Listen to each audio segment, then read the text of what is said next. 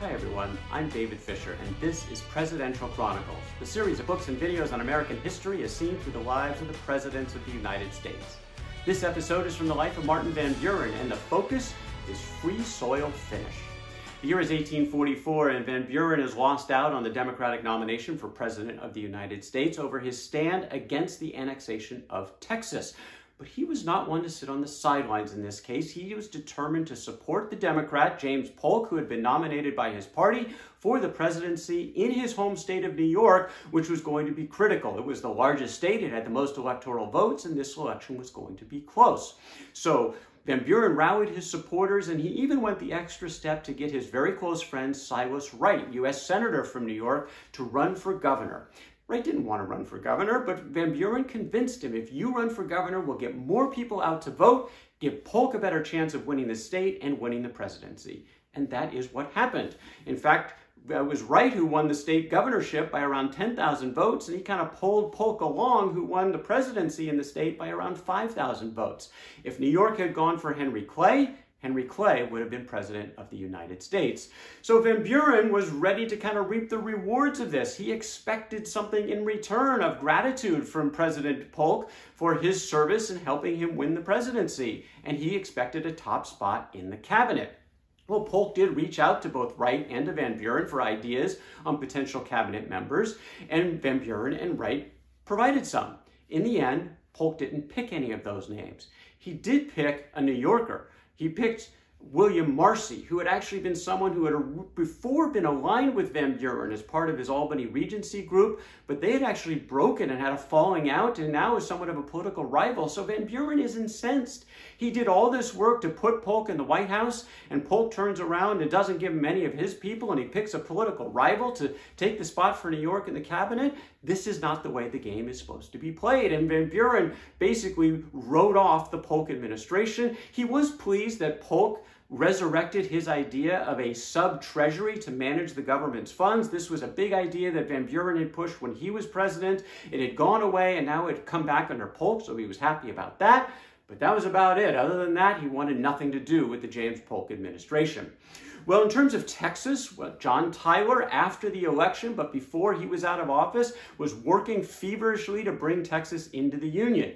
And he succeeded with just a couple of days left in his administration through a joint resolution by Congress was passed, and Texas became a state in the United States. What did this mean? Exactly what Martin Van Buren predicted it would mean: war with Mexico. And that is what happened under James Polk, which seemed to be kind of fine with Polk because he was looking for even more territory acquisition. So Polk is working this American military campaign against Mexico, which is going very well for the Americans. It's pretty clear that the Americans are going to win, and win relatively quickly, and likely going to get a whole bunch of land as fruits of their labor.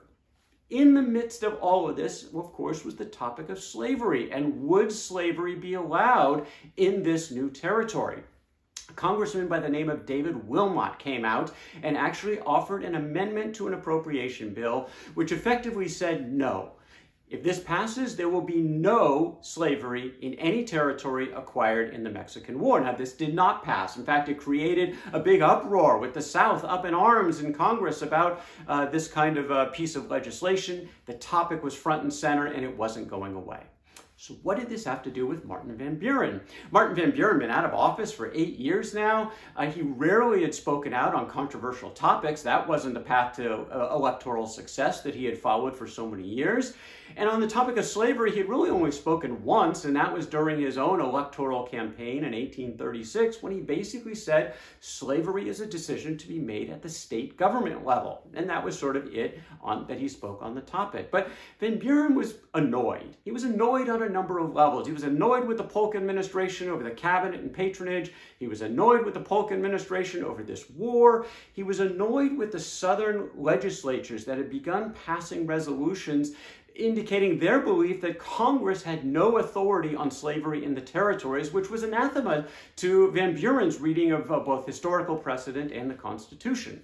So Van Buren put all this together, and he decided to take out his pen and write a really long treatise on the topic. When he got done with his draft, he went to his friend Sam Tilden and said, "If you wish to be immortal, Take this home with you, complete it, revise it, put it into proper shape, and give it to the public.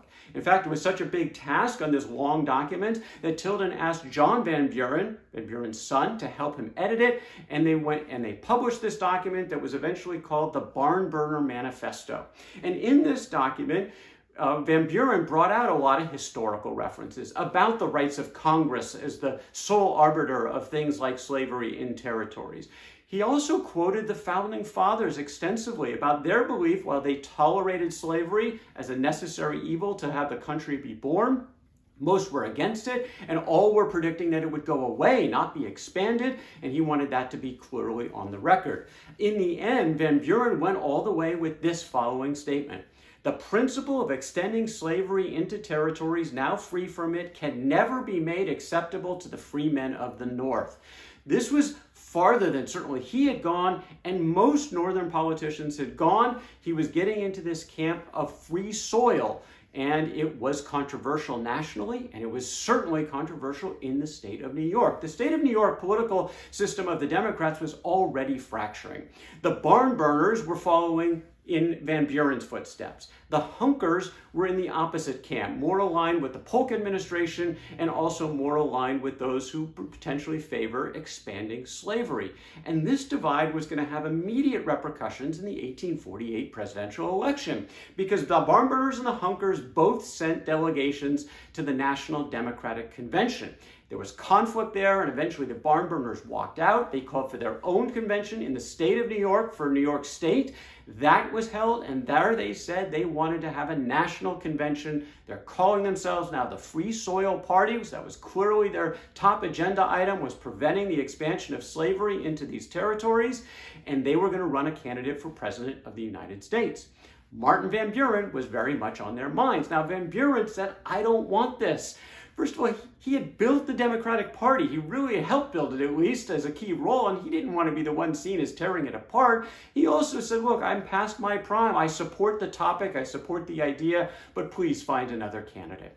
Well, the convention was held of the Free Soilers in August of 1848 in Buffalo, New York, as sort of a group of disaffected Democrats and Whigs, abolitionists kind of coming together on this free soil topic.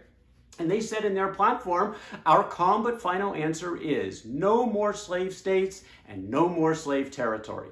The only safe means of preventing the extension of slavery into territory now free is to prohibit its extension in all such territory by an act of Congress, a la something like the Wilmot Proviso that had been previously introduced. Their slogan of the day was, we inscribe on our banner, free soil, free speech, free labor, and free men. And under it we will fight on and fight ever until a triumphant victory shall reward our exertions. The question is, who would be their standard bearer? Again, Van Buren didn't want it. He specifically instructed his son John, who was representing him at the convention, do not let them put my name forward. Well, John was not up to the task. Van Buren was the clear choice of the delegates. He was nominated as for President of the United States with Charles Francis Adams as his VP. And Van Buren, somewhat reluctantly, accepted and ran for president.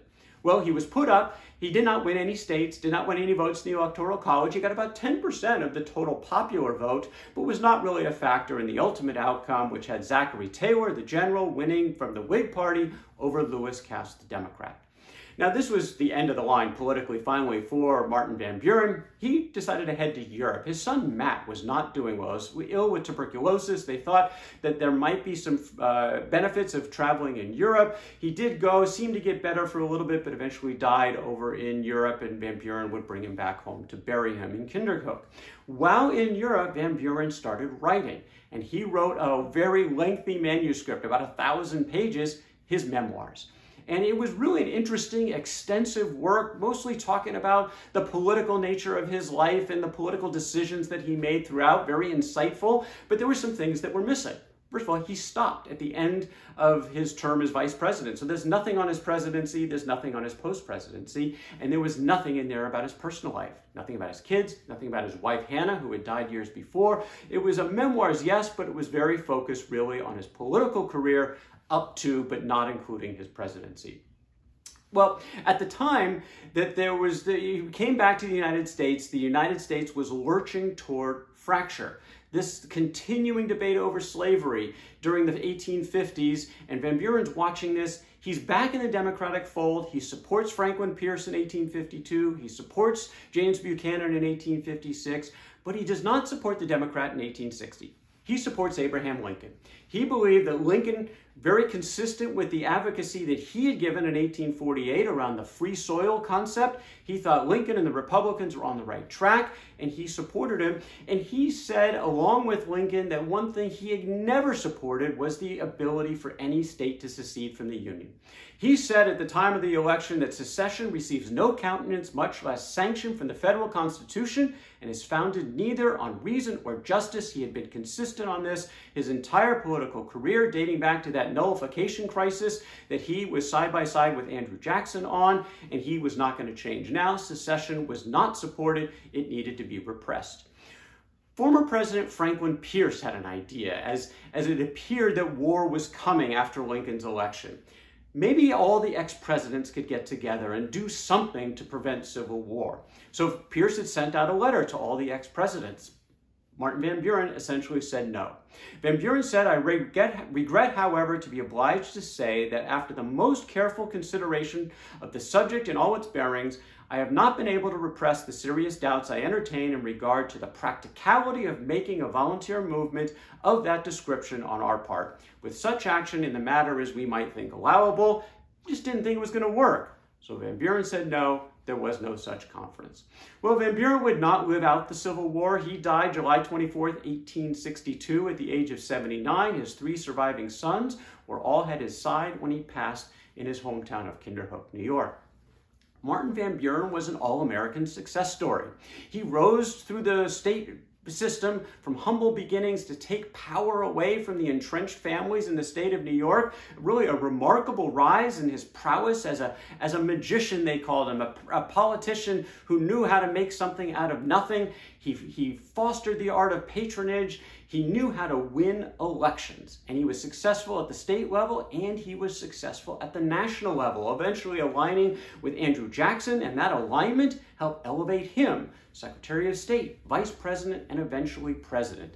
He had a very difficult presidency, in fact, in large part because he was so aligned with Jackson's policies around the economics, the whole Indian Removal Act. These were really tough times for many Americans during the Van Buren administration, but he did not waver in his support of those Jackson policies.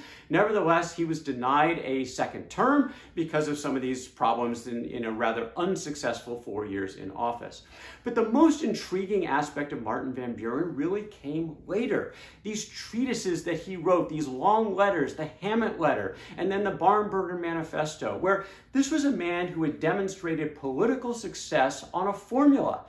Don't take these kinds of political risks. Don't get out in front on issues. Work behind the scenes, build coalitions, use patronage to win elections. Don't come out there in years of election and write your honest feelings about controversial topics. But that's what he did. He did it in 1844. He did it in 1848. And the question really is, because those did not go well.